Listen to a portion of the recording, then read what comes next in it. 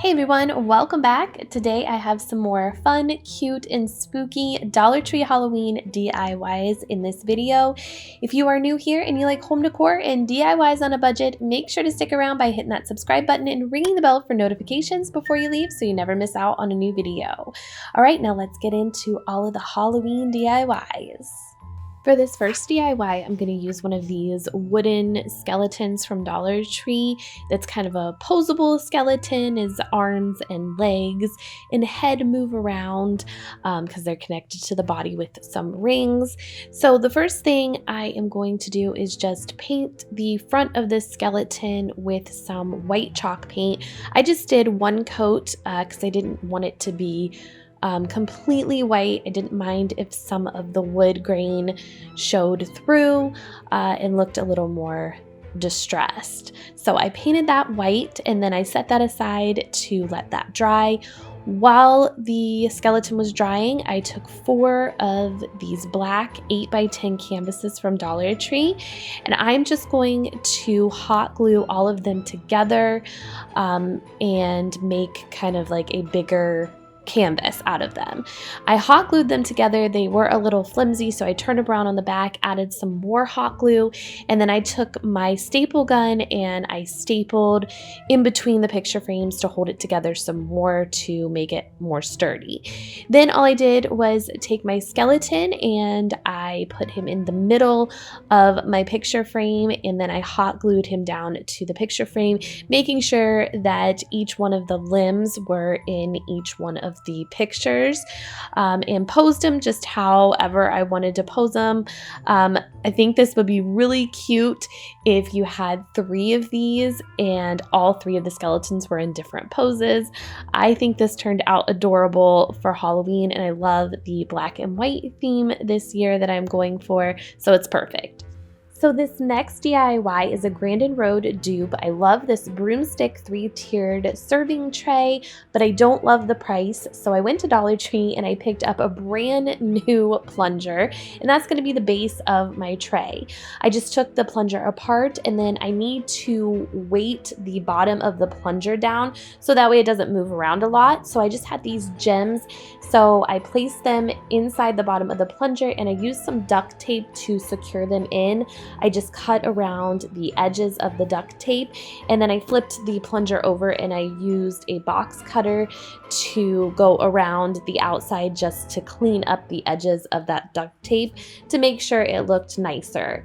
And then I took the handle and I just cut it in half with my saw, and then I am going to paint all these pieces with some black chalk paint to make everything look cohesive and nice.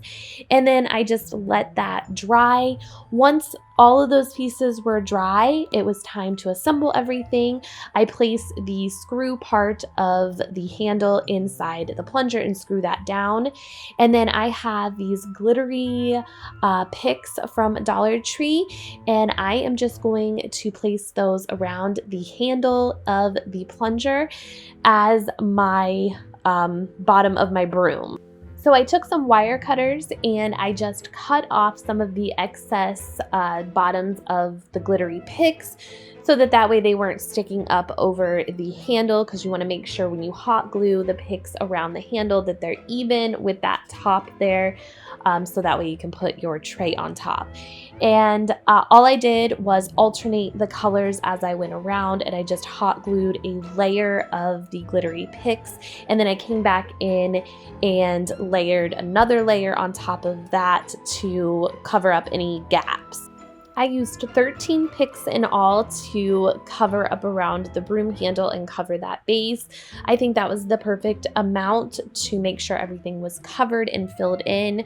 And then you could use whatever colors you would like. I used the 3 different colors, but you could use 2 or just 1. It's just whatever your preference or whatever you can find at Dollar Tree.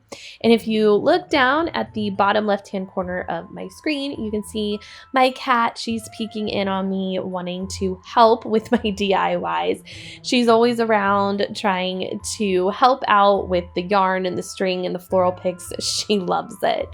And next, all I'm going to do is take some twine and I'm going to wrap that around the top there just to kind of gather up those picks to make sure that they really do fill in that gap and make it look more like a broomstick. And then I just trimmed up the bottom of those glittery picks with my scissors to make everything even.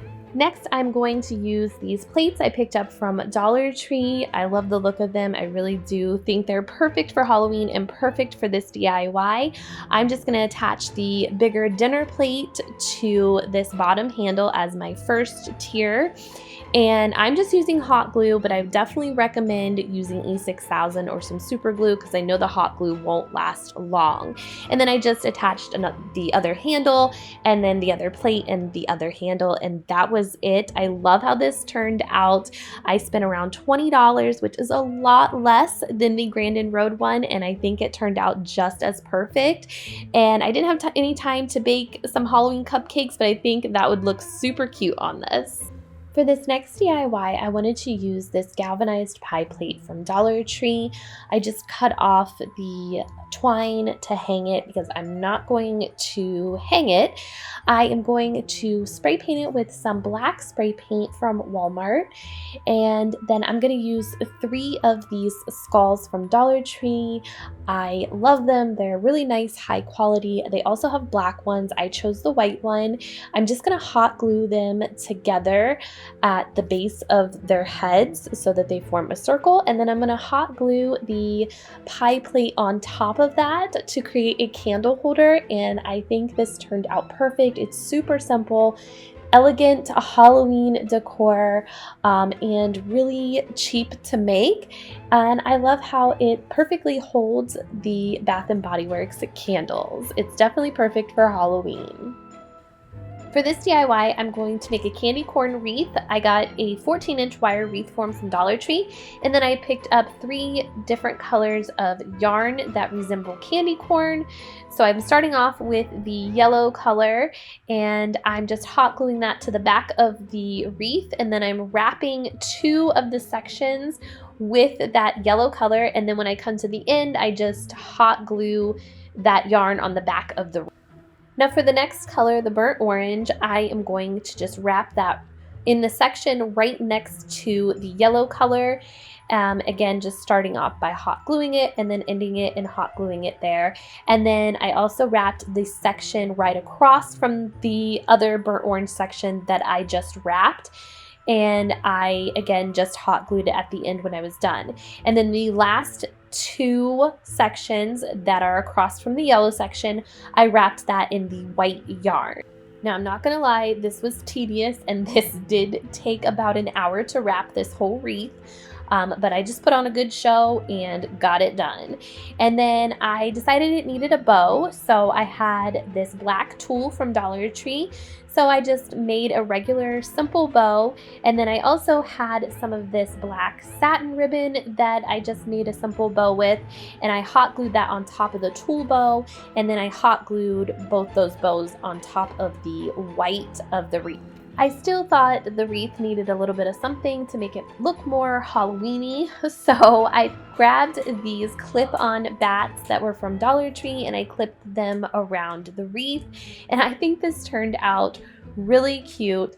I don't actually like the candy corn candy, but this wreath is really cute, candy corn inspired.